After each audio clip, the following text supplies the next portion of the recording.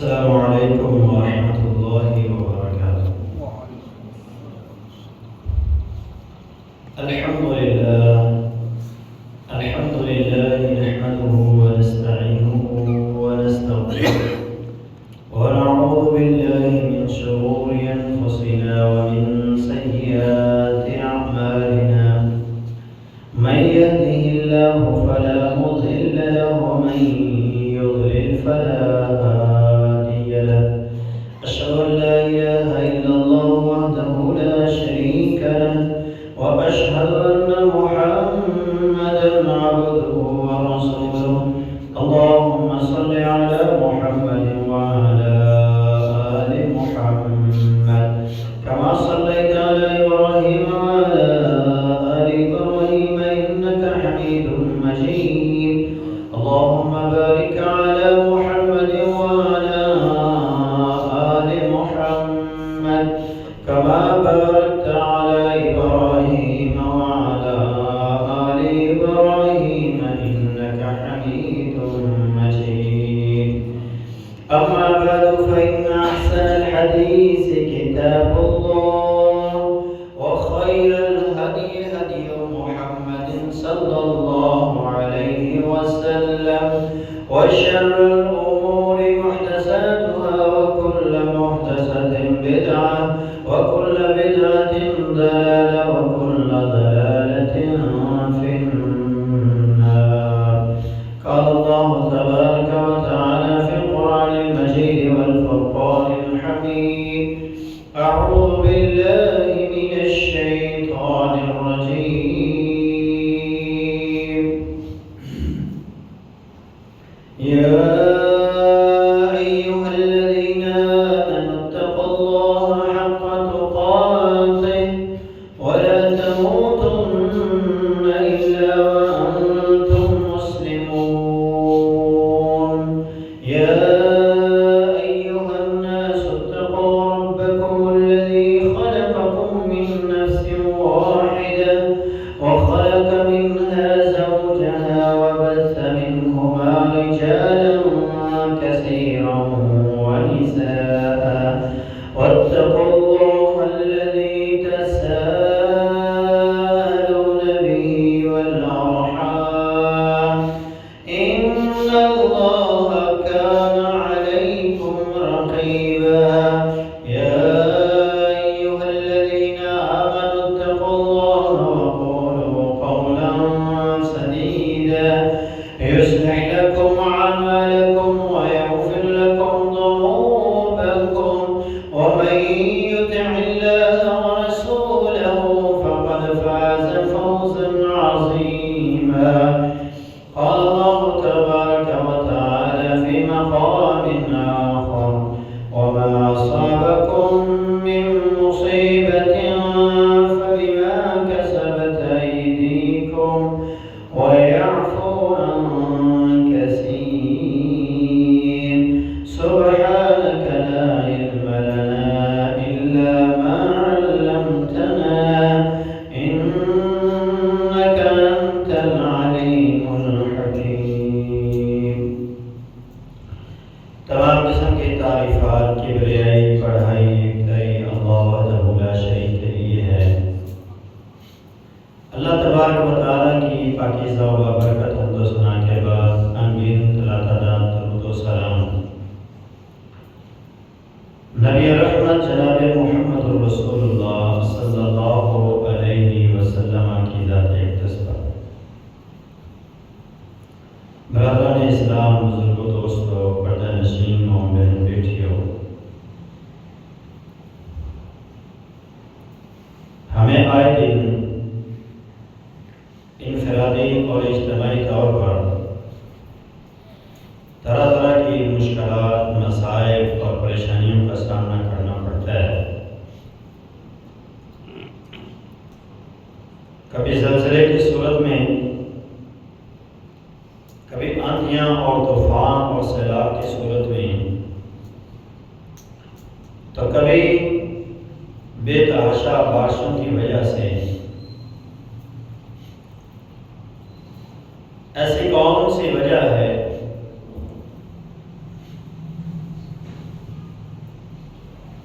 کہ ہمیں آئے دن ان چیزوں کا سامنا کرنا پڑتا ہے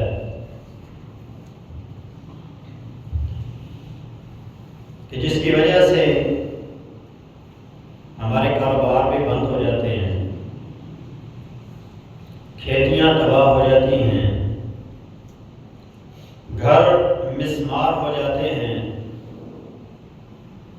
پوری کی پوری بستیاں شہر اجڑ جاتے ہیں، ویران ہو جاتے ہیں۔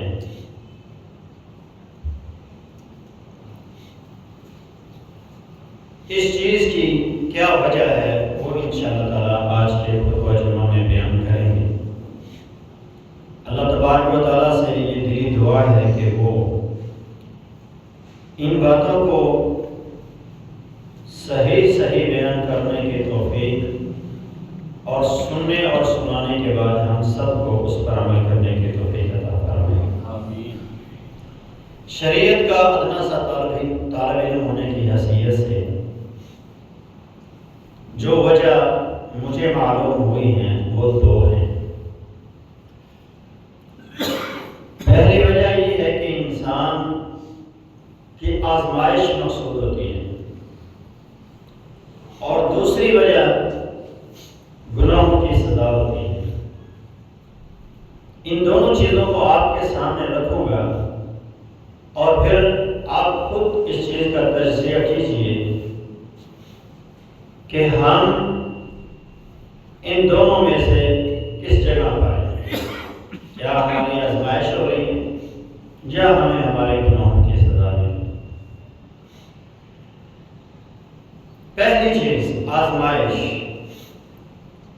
اللہ تبارک و تعالی سب کچھ جانتا ہے، اس کے باوجود وہ بندوں کو پرکھتا ہے، ان کے ایمان کی جانچ کرتا ہے کہ ان کا ایمان کس لیول کا ہوتا ہے۔ یہ کام صرف اتمام حجت کے لیے ہوتا ہے تاکہ کل قیامت کے دن کوئی اللہ کے سامنے عذر پیش نہ کر سکے۔ اللہ تبارک و تعالی سورہ عنکبوت کے شروع میں ارشاد فرماتے ہیں، الف لام میم احسب الناس ان یترکوا ان یقولوا آمنا وهم لا یفتنون۔ کیا لوگوں نے یہ گمان کر لیا، یہ سوچ لیا کہ ہم ایمان لے آئے اور ہمیں آزمایا نہیں جائے؟ اللہ فرماتا ہے وَلَقَدْ فَتَنَّا الَّذِينَ مِن قَبْلِهِمْ، یقیناً ہم نے ان سے پہلے لوگوں کو بھی آزمایا۔ فَلَيَعْلَمَنَّ اللَّهُ الَّذِينَ صَدَقُوا وَلَيَعْلَمَنَّ الْكَاذِبِينَ۔ سچ بولنے والے کی بھی پہچان ہو گئی کہ یہ اپنے دعوے کے اندر سچے، اور وہ جو اپنے دعوے کے اندر جھوٹے تھے، دونوں کو اللہ نے الگ الگ کر دیا۔ نبی علیہ السلام پر ایمان لانے والوں کی بھی اسی طرح ہی آزمائش ہے۔ ظلم کے پہاڑ توڑ دیے گئے، اولادیں چھین لی گئی، گھر چھین لیے گئے، ظلم کی انتہا کر دی گئی، یہاں تک کہ وہ لوگ رسول اللہ صلی اللہ علیہ وسلم کے پاس آتے ہیں اور آ کر کہتے ہیں، اے اللہ کے رسول، آپ ہمیں یہ بات کہتے ہیں کہ اللہ ہمارے ساتھ ہے، تو اللہ کی مدد کب آئی؟ تو اللہ تبارک و تعالیٰ نے قرآن مجید کی یہ آیہ مبارکہ نازل فرمائی، ام حسبتم ان تدخلوا الجنہ ولما يأتكم مثل الذين خلوا من قبلكم مستهم الباساء والضراء وزلزلوا حتى يقول الرسول والذين آمنوا معه متى نصر الله۔ فرمایا کہ تم ابھی سے تھک گئے ہو؟ کیا تمہارے پاس پہلے لوگوں کے قصے اور کہانیاں نہیں آئی، ان کے واقعات نہیں آئے کہ اللہ نے انہیں کیسے کیسے آزمایا، کتنی سخت آزمائش تھی ان کی۔ تو آگے اللہ فرماتا ہے انہیں جھنجھوڑ دیا گیا، اس قدر آزمائشیں سخت تھی کہ رسول بھی پکار اٹھے، اللہ تیری مدد کب ہے؟ تو آزمائشیں آتی ہیں بندے کے ایمان کو پرکھنے کے لیے، بندے کے ایمان کی مضبوطی کو چیک کرنے کے لیے۔ اللہ نے اہل ایمان کو بھی مخاطب کر کے کہا، اے ایمان والو، صبر کا دامن تھامنا ہے، اللہ سے مدد مانگتے رہنا ہے، کیونکہ اللہ صبر کرنے والوں کے ساتھ ہے۔ اور آگے اللہ نے ایمان والوں سے کہا، وَلَنَبْلُوَنَّكُمْ بِشَيْءٍ مِّنَ الْخَوْفِ وَالْجُوعِ وَنَقْصٍ مِّنَ الْأَمْوَالِ وَالْأَنفُسِ وَالثَّمَرَاتِ وَبَشِّرِ الصَّابِرِينَ۔ یہ نہیں کہ تم سے پہلوں کو آزمایا گیا ہے اور تمہیں نہیں آزمایا جائے گا۔ ایمان کا دعویٰ تم نے کیا ہے تو تمہیں بھی آزمایا جائے گا۔ کس چیز کے ساتھ؟ اللہ فرماتا ہے خوف، تمہیں خوف دے کے آزمایا جائے گا، تمہیں بھوک دے کر آزمایا جائے گا، تمہیں مال کی کمی سے آزمایا جائے گا، تمہیں جانوں کی کمی سے آزمایا جائے گا، پھلوں کی کمی سے، رزق کی کمی سے آزمایا جائے گا۔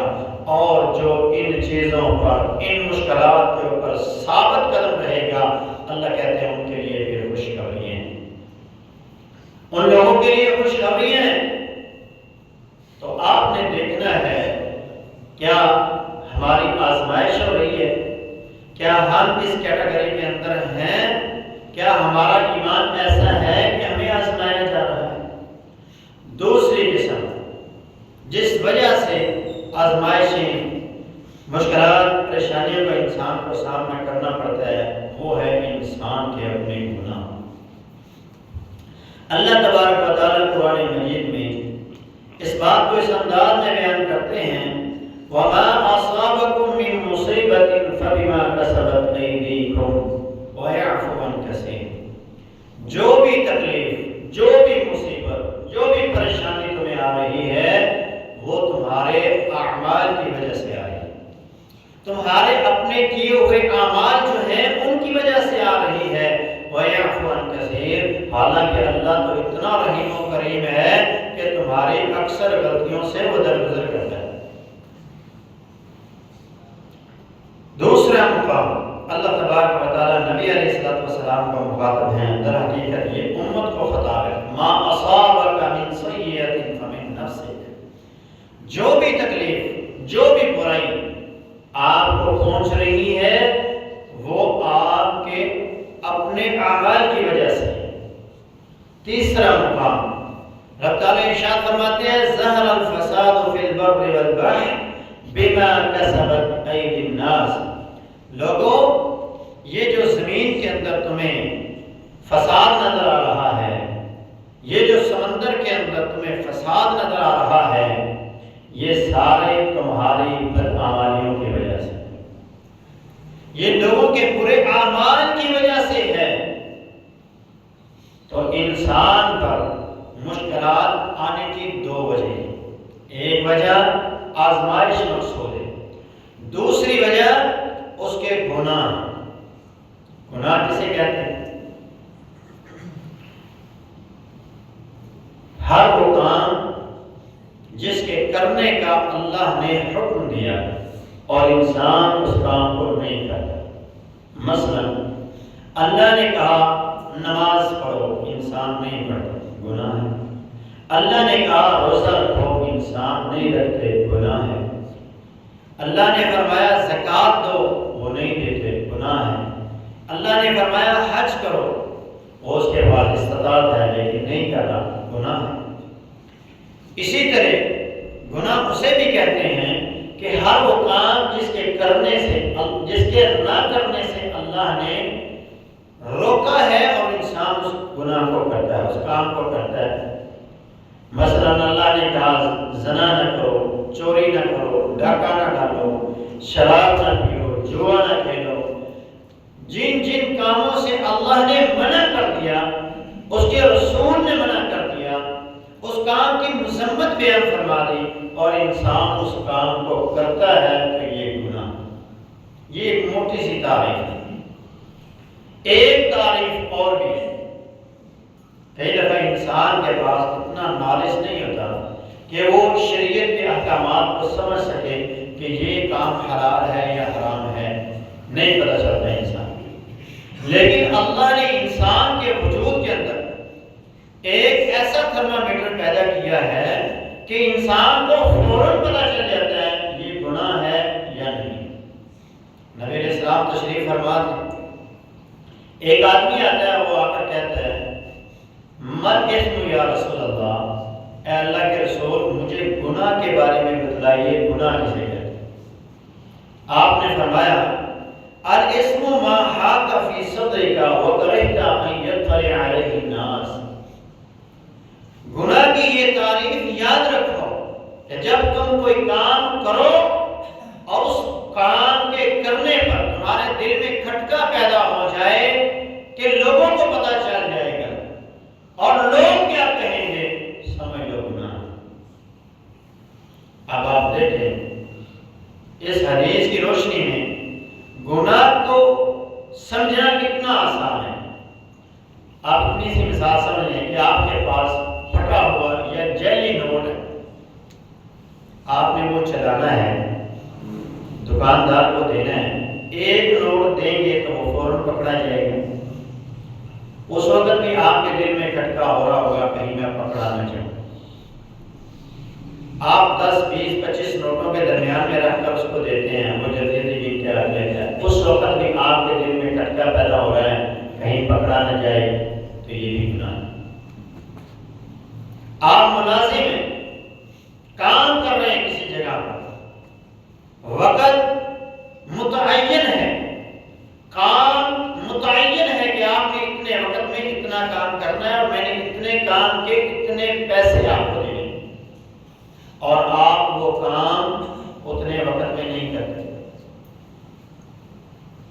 اور آپ سستی کا مظاہرہ کرتے ہیں اور آپ کے دل میں کھٹکا پیدا ہو رہا ہے مالک آئے گا مجھے گالی گلوچ کرے گا، اسے پتہ چل گیا مجھے برا بلا، یہ کھٹکا پیدا ہو رہا ہے سامنے یہ گناہ۔ بڑا آسان ہے گناہ کو سمجھنا اس دل کے ذریعے سے، تو اللہ تبارک و تعالیٰ کے پیارے حبیب نے گناہ کی تعریف بڑے ہی سادہ الفاظ میں بیان فرمایا۔ انفرادی گناہ بھی ہوتے ہیں، ان کا اثر انفرادی ہی ہوتا ہے۔ مثال کے طور پر اکیلا گناہ کر رہا ہے تو اس گناہ کا اثر اس اکیلے پر بھی ہوتا ہے، اور کبھی اس کے گناہ کا اثر دوسروں پر بھی ہوتا ہے، اور اجتماعی گناہ اگر ہو تو اس کا اثر اجتماعی ہوتا ہے، اس کی سزا اجتماعی ہوتی ہے۔ انفرادی گناہ اس کے بڑے نقصانات ہیں، لیکن ان میں سے صرف 2 حدیث آپ کے سامنے رکھوں گا۔ پہلا، وہ انسان جو تنہائیوں میں گناہ کرتا ہے، اکیلا گناہ کرتا ہے، لوگوں کو پتہ نہیں لگنے دیتا، ایسا انسان لوگوں کے سامنے تو بڑا فارسا اور نیک بنتا ہے، لیکن تنہائیاں اس کی صاف نہیں ہوتی۔ ایسا انسان اللہ کے ہاں بے وقت اور بے عزت ہو جاتا ہے، اللہ کے ہاں اس کی کوئی عزت نہیں رہتی، اس کی کوئی اوقات باقی نہیں رہتی۔ نبی علیہ السلام کی حدیث ہے، آپ نے ارشاد فرمایا ایاک والمعصیہ، اے انسان گناہ سے خاص کر اپنے آپ کو بچاؤ، فإن المعصیۃ حل سخط اللہ، جو گناہ ہے یہ اللہ کے غصے کو، اس کی ناراضگی کو واجب کر دیتے ہیں۔ جب اللہ ناراض ہو جاتا ہے اس بندے کی کوئی عزت نہیں ہوتی۔ جس بندے سے اللہ محبت کرتا ہے، زمین و آسمان کی ایک ایک چیز اس سے محبت کرتی ہے، اور جس سے اللہ نفرت کرتا ہے، جس سے اللہ ناراض ہو جاتا ہے، زمین و آسمان کی ایک ایک چیز اس سے نفرت کرتی ہے۔ اللہ فرماتا ہے وَمَن يُهِنِ اللَّهُ فَمَا لَهُ مِن مُكْرِمٍ، جس سے اللہ ناراض ہو جائے اس کی کوئی عزت نہیں، اس کی کوئی عزت نہیں۔ دوسری، گناہ کی وجہ سے انسان کو جس پریشانی کا سامنا کرنا پڑتا ہے، عبداللہ ابن عباس اس حدیث کے راوی فرماتے ہیں وَإِنَّ لِلسَّيِّئَةِ سَوْدَاءً فِي الْوَجْهِ، جب انسان گناہ کرتا ہے تو اس گناہ کا اثر اس کے چہرے پر دیکھا جاتا ہے۔ چوری کرنے والا، گناہ کرنے والا جب پکڑا جاتا ہے تو اس کا گناہ اس کے چہرے سے فوری پہچانا جاتا ہے۔ لوگ پہچان لیتے ہیں کہ یہ بندہ گنہگار ہے، اس کے چہرے کے رنگ اڑ جاتے ہیں۔ اور دوسرا کہ اس کے چہرے کی نورانیت جو ہے وہ اللہ ختم کر دیتا ہے۔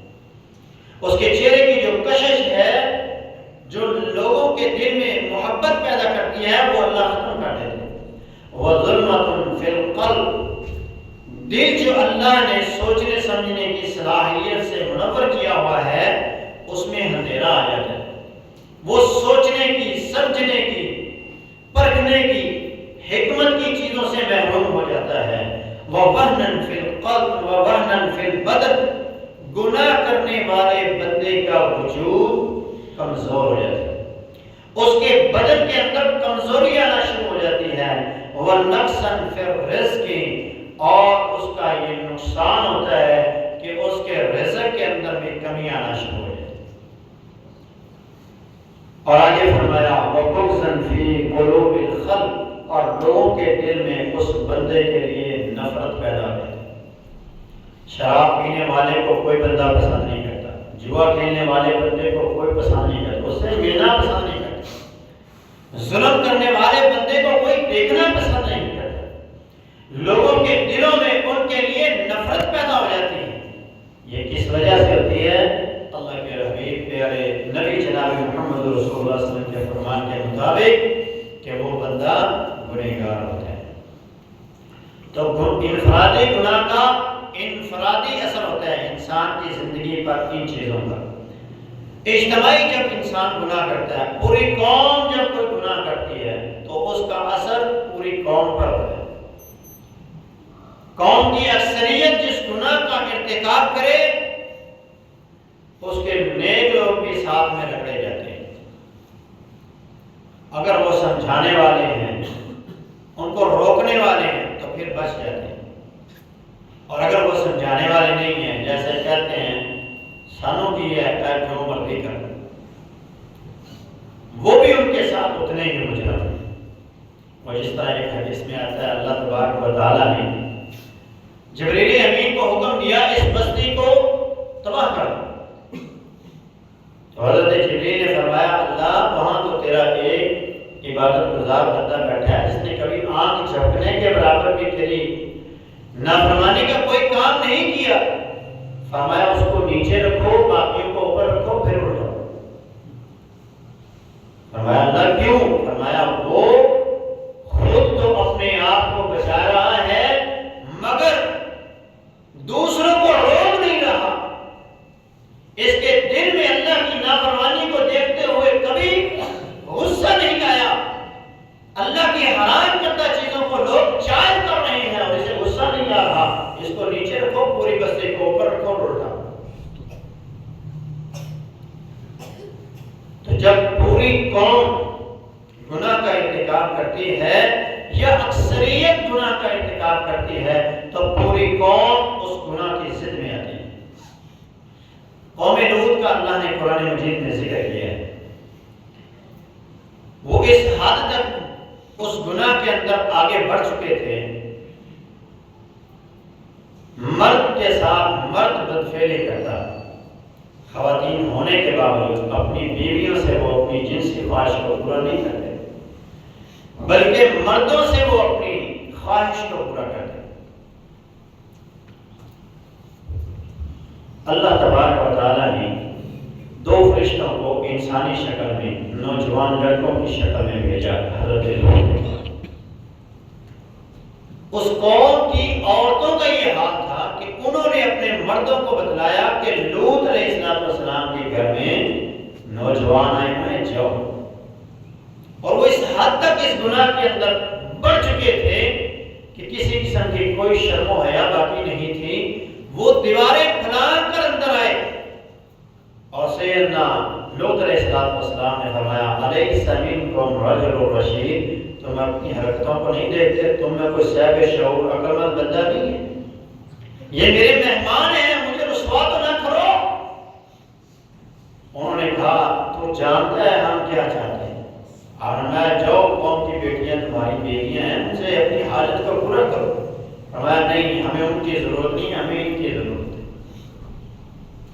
اللہ نے ان فرشتوں کو حکم دیا اس بستی کو الٹا دو۔ آپ انہوں نے حضرت لوط کو حکم دیا کہ آپ نکل جائیں، ہم تو اللہ کے فرشتے ہیں، یہ ہمارا کچھ نہیں بگاڑ سکتے۔ اس بستی کو اٹھایا زمین سے، اتنا بلند کیا کہ ان کے کتوں کی آواز آسمان کے فرشتوں نے سنی، اور پھر وہاں سے الٹا دیا گیا اور اوپر سے پتھروں کی بارش کر دی اور اس بستی کا نام و نشان مٹا دیا۔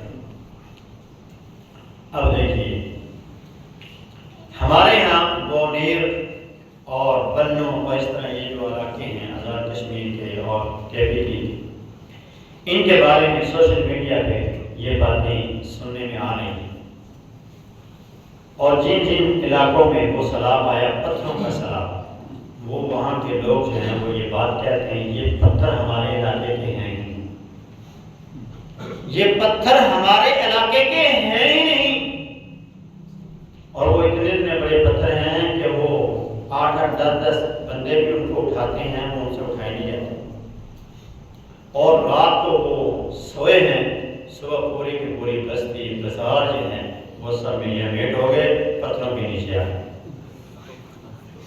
کیا بتا رہے ہیں وہاں کے لوگ کہ یہاں پر خواجہ سراؤں کے ساتھ بدفعلی کی جاتی ہے، یا نوجوان لڑکوں کے ساتھ بدفعلی ان کا معمول بن چکا تھا، اور ان کو کوئی روکتا نہیں تھا۔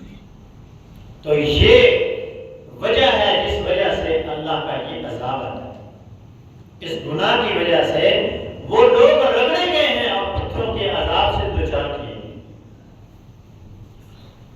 قبل اس کے کہ ان چیزوں کا سامنا ہمیں بھی کرنا پڑے، ہمیں بھی اپنے علاقے کو دیکھنا چاہیے، کیا ہمارے علاقے میں ایسی کوئی چیز تو نہیں؟ تو میں اکبر آباد کے چیئرمین صاحب سے اور جو صاحب رسوخ اثر و رسوخ رکھنے والے لوگ ہیں ان سے یہ بات کہوں گا، ہمارے یہاں یہ برائی بہت بڑھتی چلی جا رہی ہے۔ آپ رات کو سڑک پہ نکلیں، دپوجی سے لے کر اکبرآباد چوک تک آپ کو اس طرح کے یہ خواجہ سرا ہیں یہ ملیں گے، ان کے اڈے بنے ہوئے ہیں، اور وہ لوگوں کو بلا کر برائی کی دعوت دیتے ہیں، وہ ان سے بدفعلی کرتے ہیں اور ان کو بدلے میں پیسے دیتے ہیں، اور یہی برائی ہمارے یہاں بھی پائی جاتی ہے۔ قبل اس کے کہ اللہ کا عذاب کا کوڑا برسے، اس سے پہلے اس گند کو صاف کر دینا چاہیے۔ پہلے نمبر پہ انہیں سمجھانا چاہیے، انہیں اس گناہ کی جو سزا ہے اس کے بارے میں بتلانا چاہیے، اللہ کے غضب اور غصے کے بارے میں انہیں بتلانا چاہیے۔ توبہ کرتے ہیں ٹھیک ہے، نہیں تو انہیں قانون کے حوالے کر دینا چاہیے، قانون کے ساتھ جو شروع کرنا چاہیے۔ تو ہمیں بھی سوچنا چاہیے کس حد تک اپنے آپ کو بچائیں، اپنے بچوں پر نظر رکھیں، اپنے دوستوں کو بچائیں اس گناہ سے، کہیں ایسا نہ ہو کہ ہم بھی اللہ کے عذاب سے دوچار ہو جائیں۔ اب اس حوالے سے رسول اللہ صلی اللہ علیہ وسلم کی ایک دو حدیث سماعت فرمائیں۔ آپ نے ارشاد فرمایا لن تظہر الفاحشۃ فی قوم قط، جب کسی قوم کے اندر برائی پھیلتی ہے، حتی یعلنوا بها، یہاں تک کہ وہ علن اعلان اس برائی کا ارتکاب کرتے ہیں، الا فشا فیہم الطاعون والاوجاع التي لم تکن مضت فی اسلافہم الذین مضوا، فرمایا پھر ان میں طاعون کا مرض پھیلتا ہے، پھر ان میں ایسی ایسی بیماریاں آتی ہیں جن کا نام ان کے آباء و اجداد کو پتہ بھی نہیں تھا۔ تو جب برائی بے حیائی پھیلتی ہے تو پھر اس کا یہ نتیجہ ہوتا ہے کہ انسان ایسی ایسی بیماریوں کا شکار ہوتے ہیں جن کا نام و نشان بھی کبھی انہوں نے نہیں سنا تھا۔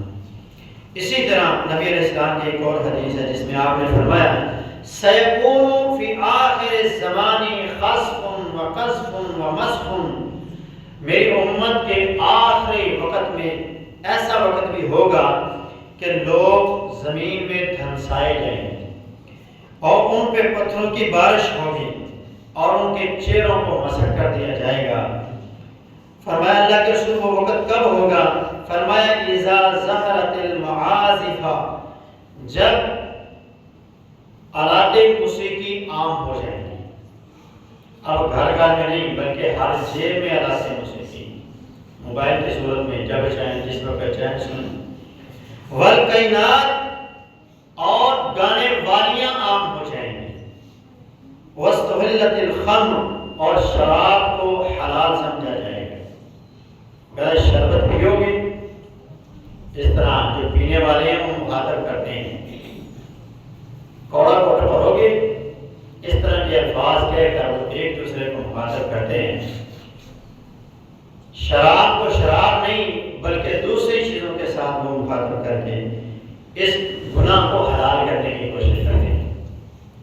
ایک حدیث میں تو نبی علیہ السلام نے فرمایا کہ ان کی شکلوں کو مسح کیا جائے گا کہ وہ اپنی عیاشی کی مجلس کے اندر ہوں گے، ان کے پاس ایک سائل آئے گا، فقیر آئے گا، اور وہ آ کر ان سے مانگے گا اور کہے گا اللہ کے نام پہ مجھے دو، تو وہ کہیں گے اللہ نہیں، اور ساری رات وہ شباب و کباب کی مجلس کے اندر گزار دیں گے، اور جب صبح ہوگی تو ان کی شکلیں بندر کی، سور کی اللہ بنا دیں گے، ان میں پتھروں کی بارش ہوگی اور وہ زمین کے اندر انسان دیے جائیں گے۔ تو اس گناہ سے اپنے آپ کو بچانا ہے، بے حیائی کے جتنے کام ہیں ان تمام کاموں سے اپنے آپ کو بچانا ہے۔ جب پوری قوم بغاوت پر اتر آتی ہے اور وہ اللہ کے احکامات سے روگردانی کرتی ہے تو پھر اللہ ان کو قحط کے عذاب کے اندر مبتلا کر دیتا ہے۔ نبی علیہ السلام نے فرمایا جب کوئی قوم زکوٰۃ نہیں دیتی تو پھر اللہ ان پر آسمان کو حکم دیتا ہے کہ وہ بخیل ہو جائے، یعنی آسمان ان پہ بارش برسانا بند کر دیتا ہے اور قحط پڑ جاتا ہے۔ تو قحط کی ایک صورت یہ ہے کہ بارش نہیں ہوتی، زمین کا پانی خشک ہو جاتا ہے اور فصلیں نہیں ہوتی۔ دوسری صورت یہ ہے کہ بارش اتنی برستی ہے کہ جو فصلیں ہوتی ہیں وہ تباہ ہو جاتی ہیں اور پھر بھی قحط پڑ جاتی ہے۔ تو یہ پوری قوم کا المیہ ہے کہ لوگ زکوٰۃ نہیں دیتے۔ جب زکوٰۃ نہیں دیں گے تو اللہ ان کو قحط کی عذاب کے اندر مبتلا کر دے۔ قوم شعیب کا اللہ نے قرآن میں ذکر کیا کہ اس قوم میں ناپ تول کے اندر کمی کی، کہتے کچھ تھے کرتے کچھ تھے، بات کچھ کرتے تھے اور عمل کچھ کرتے تھے۔ مثال کے طور پہ کپڑے کا کام اگر وہ کرتے تھے تو کہتے میٹر تھے دیتے گز تھے،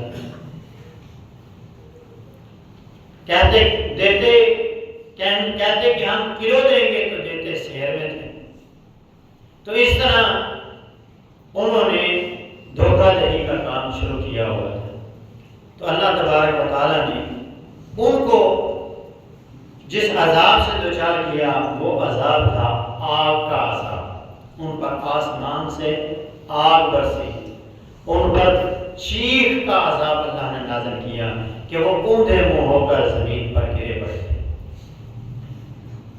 اس قوم نے بھی وہی کام کیا ہے، ناپ تول کے اندر کمی، دھوکہ دہی، فراڈ۔ آپ ایک ریڑھی والے سے لے کر بڑے سے بڑے عہدے والے کو دیکھ رہے ہیں، دھوکہ دہی اس کا شیار بن چکا ہے، کہتے کچھ ہیں کرتے کچھ ہیں۔ آپ ریڑھی والے کے پاس کھڑے ہو جائیں، ہر بندہ برابر نہیں ہوتا، میں ایک ویسی مثال دے رہا ہوں، آپ اس کی طرف دیکھیں نا، اس کو کہیں 2 کلو فروٹ تول دے، گھر جا کے دیکھیں سارا گندا فروٹ آپ کے شاکر میں، آپ کسائی کے پھٹے پر چلے گئے، آپ اس کو بولیں 2 کلو گوشت دے دو تو 1.5 سیر اس میں سے ہڈیاں نکلی، اگر آپ اس کو کچھ کہتے نہیں، سارا گند وہ آپ کے شاکر میں ڈال دیں۔ یہ المیہ ہے اس قوم۔ پھر کہتے ہیں عذاب آ رہے ہیں، بارشیں نہیں رک رہی، سیلاب آ رہی ہیں، ڈوب رہے ہیں، یہ المیہ ہے اس قوم کا۔ تو اللہ کی طرف سے اس قوم پر عذاب آتا ہے، سیلاب آتے ہیں، قحط سے دچار ہوتی ہے وہ قوم، جو قوم ناپ تول کے اندر کمی کرتی ہے، جو قوم اللہ کے دیے ہوئے مال سے اس کا حق نہیں نکالتی۔ ایک گناہ ہے رسول اللہ صلی اللہ علیہ وسلم کی نافرمانی. جب کوئی قوم اپنے پیغمبر کی نافرمانی کرتی ہے تو اللہ اس قوم پہ اپنے عذاب کا کوڑا برساتا ہے. اللہ نے قرآن مجید میں مختلف قوموں کا ذکر کیا اور آگے فرمایا فَعَصَوْا رَسُولَ رَبِّهِمْ فَأَخَذَهُمْ أَخْذَةً رَابِيَةً. ان قوموں نے اپنے رسولوں کی نافرمانی کی تو ہم نے ان کو عذاب سے دوچار کر دیا. نبی علیہ السلام نے صحابہ سے یہ بات کہی تھی کہ آپ نے یہ درہ نہیں چھوڑنا غزوہ احد میں، تو انہوں نے وہ درہ چھوڑ دی. انہوں نے کہا فتح ہو گئی ہے، اب ہم درہ چھوڑ دیتے ہیں. اجتہادی غلطی، جان بوجھ کے غلطی نہیں کی بلکہ اجتہاد کیا کہ فتح ہو چکی ہے، اب ہم اگر اس درہ کو چھوڑ بھی دیتے ہیں تو کوئی حرج نہیں. رسول اللہ صلی اللہ علیہ وسلم نے کہا تھا کہ اس درے کو چھوڑنا نہیں ہے، جو مرضی ہو جائے. انہوں نے چھوڑ دیا. 70 لاشیں دیکھنے کو ملے. اتنی سی نافرمانی کی وجہ سے، اتنی سی حکم عدولی کی وجہ سے اللہ تبارک و تعالیٰ نے فرمایا فَلْيَحْذَرِ الَّذِينَ يُخَالِفُونَ عَنْ أَمْرِهِ أَن تُصِيبَهُمْ فِتْنَةٌ أَوْ يُصِيبَهُمْ عَذَابٌ أَلِيمٌ. ان لوگوں کو باز آ جانا چاہیے جو لوگ صبح و شام اللہ کے رسول کے حکم کی خلاف ورزی کر رہے ہیں، کہیں ایسا نہ ہو کہ ان کو فتنہ آزمائش پہنچ جائے اور یصیبہم عذاب علیم، یا انہیں دردناک عذاب کا سامنا کرنا. تو ہر بندے کو چاہیے کہ وہ گناہوں کے ساتھ ساتھ رسول اللہ صلی اللہ علیہ وسلم کی ہر قسم کی نافرمانی سے اپنے آپ کو بچائے. سب سے جس گناہ پہ اللہ کو زیادہ غصہ آتا ہے وہ ہے شرک.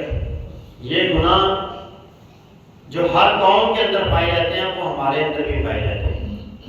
جن جن گناہوں کے وہ مرتکب ہوئے وہ اس امت کے اندر بھی پائے جاتے ہیں. سب سے زیادہ جس گناہ پر اللہ کو غصہ آتا ہے وہ شرک ہے.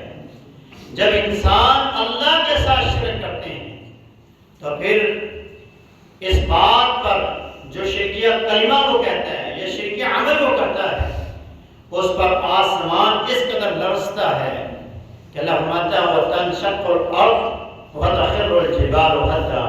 قریب تھا کہ آسمان پھٹ جاتا، زمین ٹکڑے ٹکڑے ہو جاتی اور پہاڑ ریزہ ریزہ ہو جاتے. کہ لوگ اللہ کے لیے اولاد بناتے ہیں، اللہ کے شریک بناتے ہیں، تو شرک جب زمین پر عام ہوگا تو پھر اللہ کا عذاب سلاب کی صورت میں آتا ہے.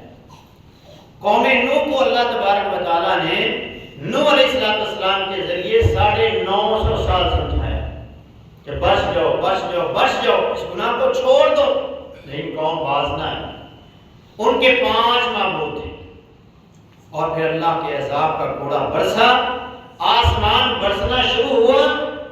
اس چیز کو ہم آج مشاہدہ کر سکتے ہیں، جیسے آسمان سے بارش برس رہی تھی اور ہم سب بے بس اپنے گھروں میں بیٹھے ہوئے تھے. گھروں میں پانی گھس رہا تھا، دکانوں میں پانی گھس رہا تھا، فیکٹریوں میں پانی گھس رہا تھا. سب پریشان تھے کہ اللہ کسی طرح اس بارش کو روک دے. جو رحمت تھی وہ زحمت بن چکی تھی. تو نوح علیہ السلام کے دور میں بھی یہی منظر تھا. آسمان سے بارش برسنا شروع ہوئی، زمین سے پانی نکلنا شروع ہوا اور پھر ہر طرف پانی ہی ہوتا چلا گیا اور سارے مشرک ڈوب کر مر گئے. صرف وہ لوگ، وہ جانور بچے جو نوح علیہ السلام کی کشتی کے اندر تھے. اس کشتی میں کتے بھی تھے، خنزیر بھی تھے. وہ تو اللہ کے ہاں ایک مقام رکھتے تھے، لیکن مشرک کا اللہ کے ہاں کوئی مقام نہیں. سارے مشرکوں کا سفایا ہو اور پوری زمین کو رب نے شرک کی غلاظت سے پاک کر دیا اور شرک سے صاف کر دیا. انفرادی گناہ انفرادی اثر ہوتا ہے.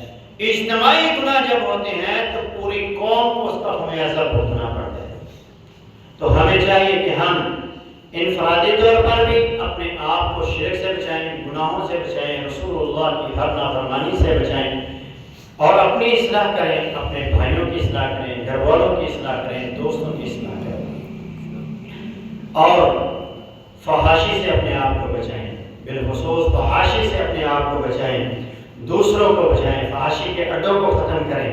قرآن سے اپنا تعلق جوڑ لیں، قرآن سے اپنا تعلق جوڑ لیں، اور اس کے ساتھ ساتھ جو من حیث القوم ہمیں کام کرنے کا ہے وہ ہے پوری قوم کو اللہ کے حضور معافی مانگنے ہیں، اور پوری قوم کو درختوں کی مہم کے اندر حصہ لینا ہے، زمین پر درخت بہت زیادہ لگانے ہیں۔ یہ جو KPE کے اندر معاملات ہوئے ہیں یہ پہاڑوں کو کاٹنے کی وجہ سے اور درختوں کو کاٹنے کی وجہ سے معاملات ہوئے کہ انہوں نے جو جتنے بند تھے وہ سارے پہاڑ کاٹ دیے اور پانی کو رستہ مل گیا اور اس نے پھر تباہی مچا دی۔ زمین کی بقا پہاڑوں سے ہے۔ اللہ نے فرمایا ہم نے زمین پر پہاڑ میخیں بنا کے گاڑے ہوئے، اس لیے کہ زمین ہلتی تھی۔ اگر زمین سے پہاڑ ختم کر دیے جائیں گے تو پھر زمین اپنا بیلنس ختم کر دے گی، اور زمین پر درخت زیادہ لگائیں گے۔ جب زمین پر درخت زیادہ ہوں گے نمی کم ہوگی، نمی زیادہ ہوگی بخارات اٹھیں گے اور آسمان کی طرف جائیں گے اور بارشیں بنیں گی، بادل بنیں گے اور بارشیں برستی رہیں گی۔ اس لیے زیادہ سے زیادہ آپ لوگوں نے درخت لگانے ہیں، اور اس کا فائدہ بھی کیا ہے؟ بہت بڑا فائدہ ہے۔ نبی علیہ السلام نے فرمایا ہر ذی روح چیز جس کے اندر جان ہے وہ اللہ کی تسبیح کرتی ہے، اور جہاں اللہ کی تسبیح ہوتی ہے وہاں اللہ عذاب نازل نہیں فرماتا۔ تو درخت لگائیں، یہ آپ کے لیے صدقہ جاریہ بھی ہوں گے۔ جب تک وہ تسبیحات پڑھتے رہیں گے ہم سب اللہ کے عذاب سے بچے رہیں گے۔ اللہ تبارک و تعالیٰ سے دعا ہے کہ اللہ تبارک و تعالیٰ ہمیں اپنے عذابات سے محفوظ رکھے، اپنی آزمائشوں سے محفوظ رکھے۔ اللہ تبارک و تعالیٰ ہمیں اپنی رحمت، اپنے فضل اور اپنی محبت کا حقدار بنائے۔ اقول قولی ھذا استغفر اللہ